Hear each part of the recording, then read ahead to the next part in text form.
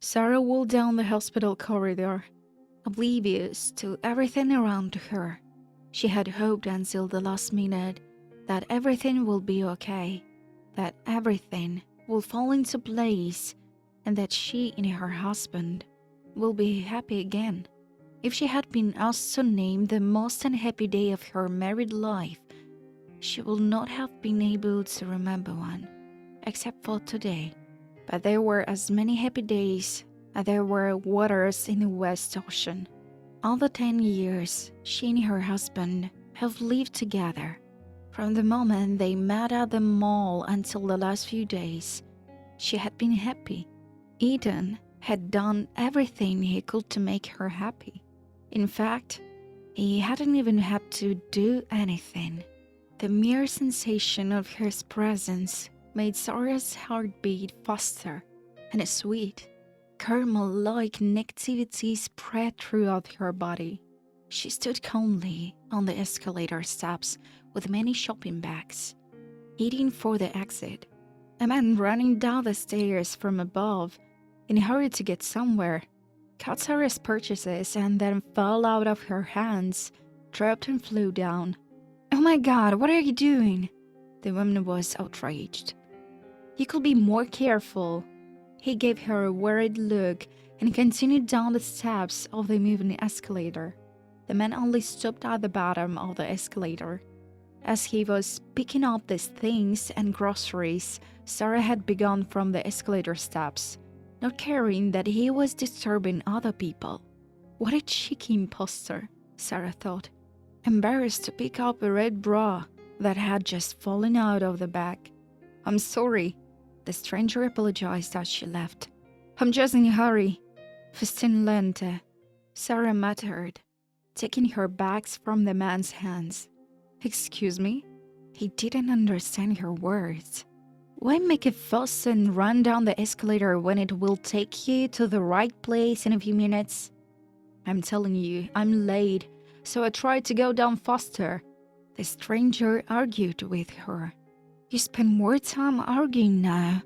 Sarah shook her head and headed for the exit of the mall. Ethan looked at his watch. "Shit, I'm late," he thought, and started to catch up with Sarah. Once in a parking lot, the woman looked around to see if there was an available cab. She was already looking at a car with checkers in the distance when another clumsy stranger suddenly appeared in front of her. "Look, I'm really embarrassed." The man tried to apologize. "Let me give you a ride to make it up to you." "That will be great, considering that several of my bags broke their handles after your attack." Sarah smiled. "Ethan," the man introduced himself. He put her in the car, loaded the groceries into the back seat, took the driver's seat, and turned the key in the ignition. They drove safely out of the mall parking lot. "I don't understand what you were saying to me. Is it Latin, I think?" Sarah smiled. "It's not just Latin. It's a favorite saying of the Roman Emperor Augustine, literally. Hurry slowly. He believed that it was impossible to achieve victory by rushing and hurrying. You, for example, were late, were you?" "Oh, that's right." "So you ran like a madman, lost control of yourself, grabbed my bags, and ended up being late. And if you're just stayed calm on the escalator, none of this would have happened." "Fair enough." Ethan nodded and scratched his forehead. They talked, and when they said goodbye, they exchanged phone numbers. Thinking about Sarah, Ethan realized that he wanted to see this young, pretty woman with intelligent, kind eyes again, and she sometimes checked her phone for missed calls.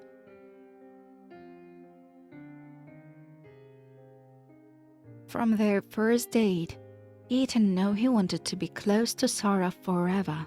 A month later, he was ready to propose, but the phrase "Festin lente" stopped him every time. Nevertheless, they get married, inviting only their closest friends to the ceremony. Sarah I envy you so much. You're a great couple, Jessica said as she kissed the bride. Who would have thought that at 35 you will be getting married? I realize now that I've been waiting for Ethan all these years, said a happy Sarah.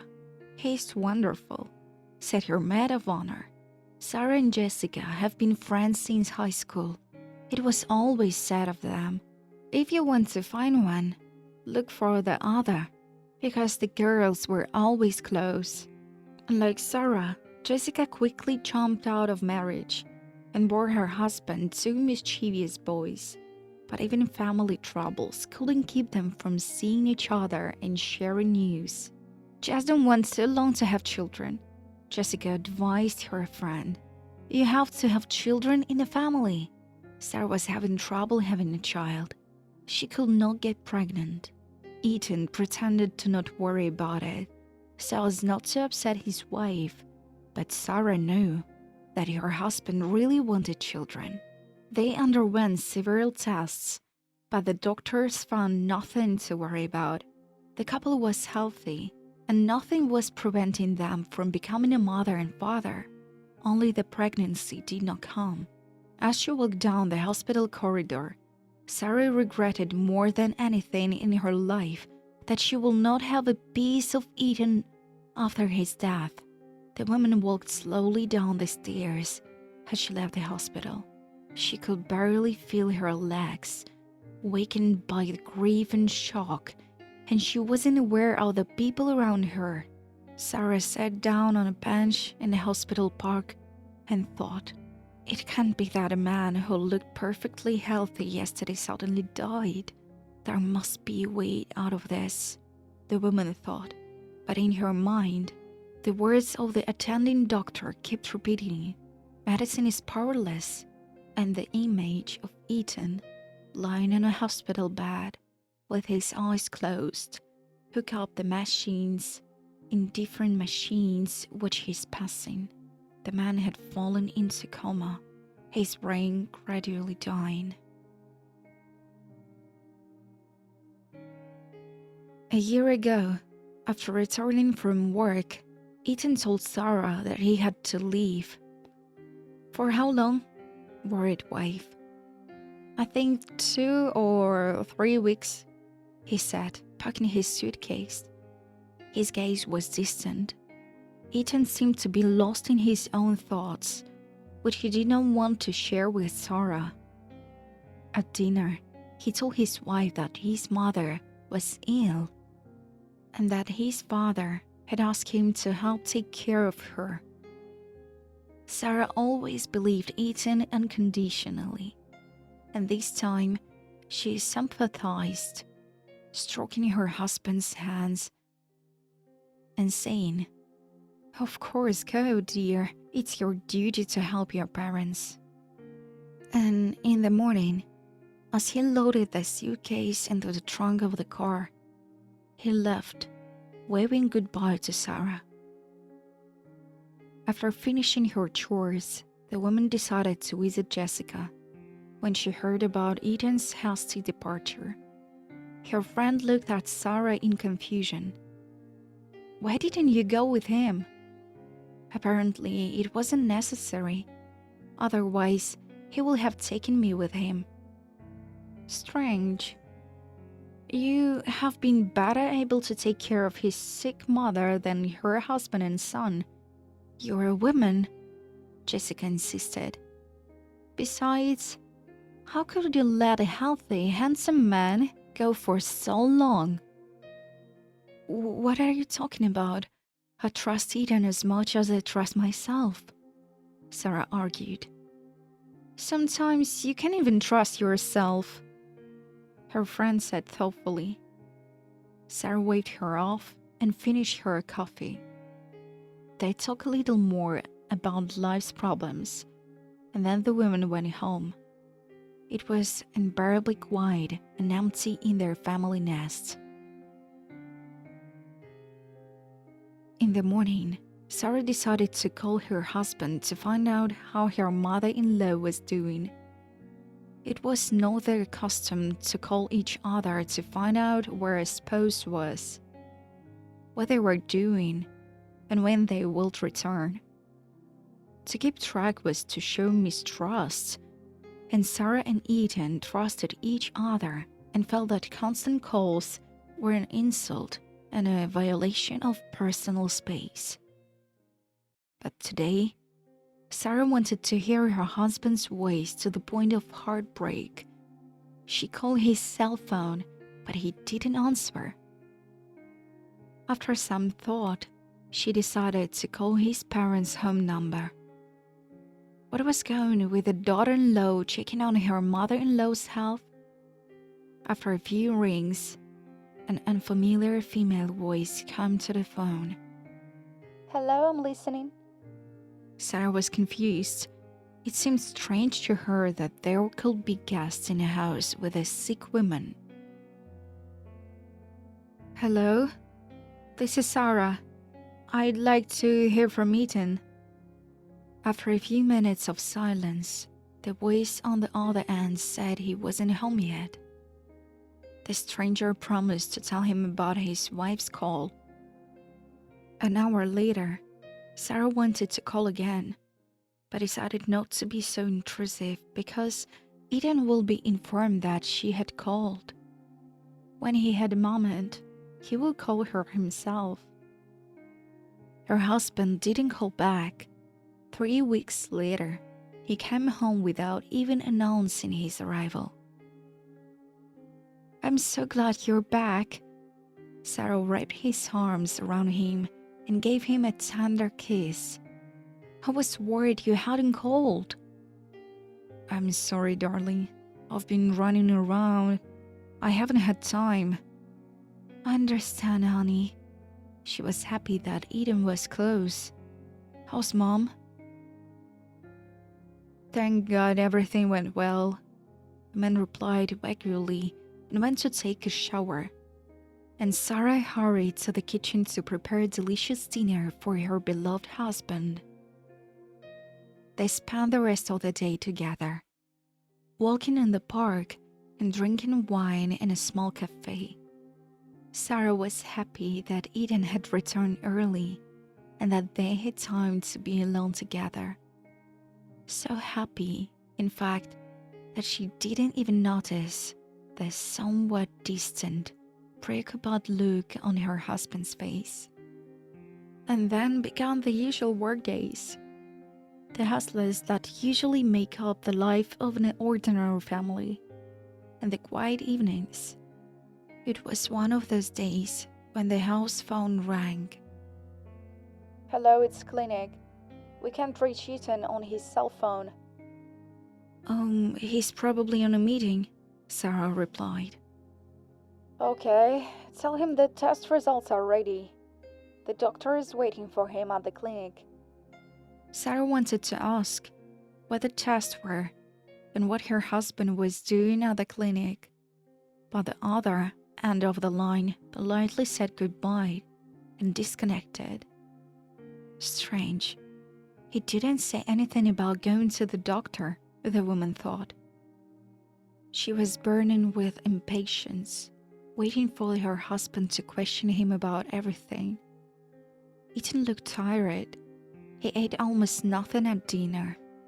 He said he had no appetite. The clinic called you, Sarah said to her husband. Are you sick? Why did you go to the doctor?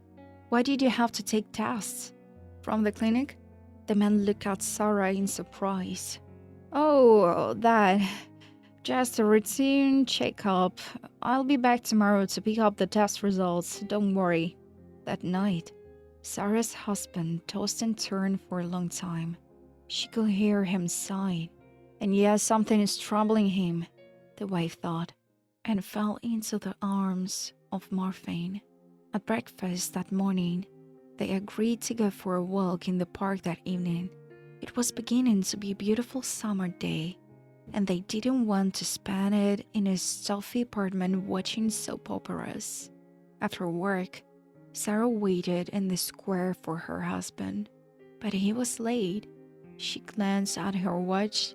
Then at the streets where her husband was supposed to be pulling up, Eden wasn't there. Sarah had already decided to take her cell phone out of her purse, but the phone rang in front of her. "Oh gosh, Eden, I didn't know what to think," she mumbled into the phone as she saw her husband's name pop up on the screen. But she was interrupted by an unfamiliar voice. "Tell me, who are you to the owner of this phone number?" "Suppose?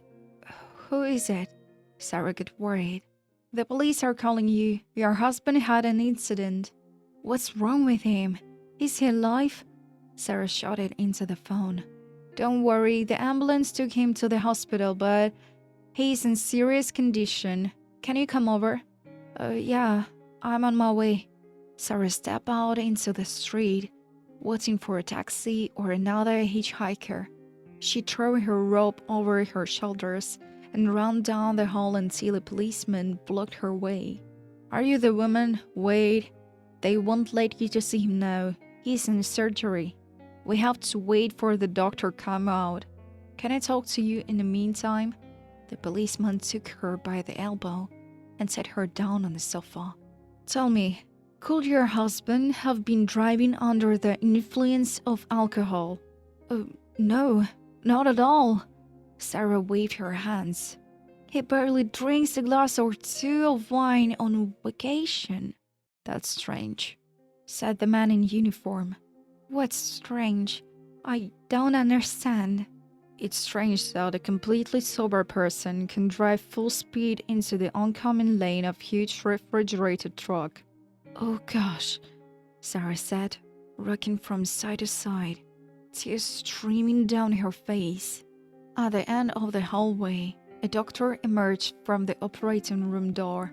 He told Sarah and the policeman that Ethan's condition was very complicated, that the first 24 hours will determine whether or not he will alive. "You have nothing to do here, go home," the doctor advised.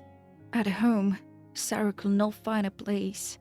Needing support, she called Jessica, and within half an hour, she was sitting on the living room sofa with her arm around her friend's shoulders. "You are not happy," Jessica whispered. "Everything going to be fine, don't worry." "I don't understand how this could happen. Why with him?" Sarah asked herself the same questions over and over again. "Only God knows, honey. I have to go home. I just got out for a little while. Are you going to be okay?" "Yeah, sure. Don't worry." Sarah said goodbye to her friend and decided that she will definitely talk to her doctor tomorrow to find out if Ethan had alcohol in his blood. But Sarah had no idea what a terrible blow she was in for the next day at the hospital. As soon as the workday began, she rushed to her husband's side to find out everything she could about his condition. With difficulty, she managed to find a doctor. The doctor was in the middle of a long examination, and Sarah had to wait. When he finally found a minute to see her, she was worried sick. "Unfortunately, your husband's condition has worsened. He's now in coma, but prepare for the worst," the doctor said, taking off his glasses. "The worst? He's going to die?" Sarah exclaimed in horror. "We can't always make accurate predictions. Your husband's condition is exacerbated by the fact that he has only one kidney. The surgery he underwent, I believe 6 months or a year ago, has severely limited his vitality." "Wait, doctor," Sarah interrupted. "I don't know anything about that, and my husband certainly hasn't had any surgery, at least not while we were living together. And you and I are talking about different people." "No," the doctor shook his head. "It's absolutely certain. Your husband has one kidney, and the other was removed 6 months to a year ago. The time that has passed since the operation is not enough for the body to be able to fight such a complex shock as he suffered in the accident." "Excuse me." The doctor walked down the corridor, and Sarah looked after him. Not realizing what was happening, she suddenly felt very tight, as if someone had squeezed her throat with a strong hand. Sarah made her way to the exit and found a bench in the hospital courtyard.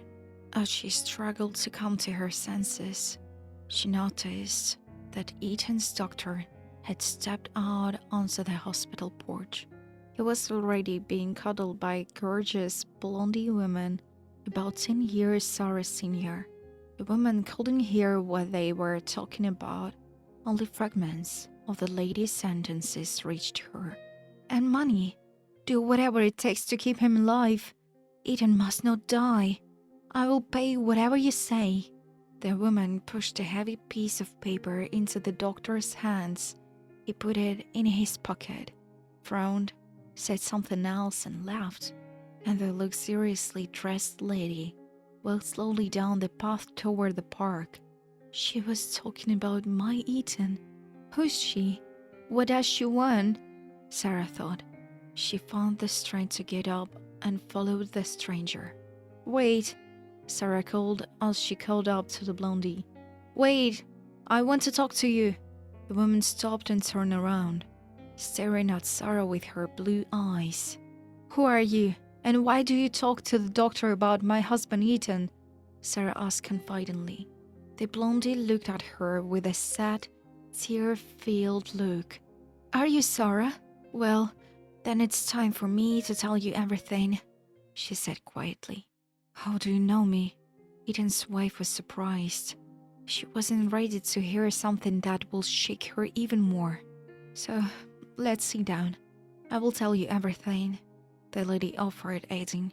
"But please, don't interrupt. It's hard enough for me to tell you Ethan's big secret right now." Sarah set her purse down next to her on the bench and prepared to listen. "My name is Emily. Ethan and I started dating long before you met him. We were in love, and we were thinking about getting married. But one day, he didn't show up or even call." The woman was silent for a moment. "Then, he honestly confessed to me that he was in love, that you were the center of his universe. I listened and envied you. And I also felt sorry for myself, because I had just found out that I was carrying his child under my heart. When Emily told Ethan about the pregnancy, he said he would not leave Sarah, but neither will he leave Emily with the baby." The young woman gave birth and moved into Ethan's parents' house. They had already gotten used to her and wanted the grandson to grow up close to his grandparents. And Ethan married Sarah, although he never forgot his son and Emily, taking care of them and visiting them sometimes. "So that's why he never took me to live with his parents," Sarah said almost in a whisper. "Why didn't he tell me? Wouldn't I have understood?" "I don't know," Emily shrugged. "A year ago, our child was very sick. At 10 years old, he could have died. The doctor said he needed a donor kidney, but there was no time to find one. That's when Ethan came forward to be Ashley's donor." "Oh my God," Sarah exclaimed, amazed at what her husband had done. "So there was no disease in his mother?" "No. I'm sorry." Emily shook her head. "He just didn't know how to tell you." The women looked into each other's eyes, suddenly burst into tears, hugging each other. The next day, Sarah and Emily sat beside Ethan in the hospital room. The doctor said there had been little improvement in his condition. The money Emily had brought had been used to purchase the most effective medications. The two women held Ethan's hands and prayed to God for his recovery. One was his legal wife, the other, the mother of his child.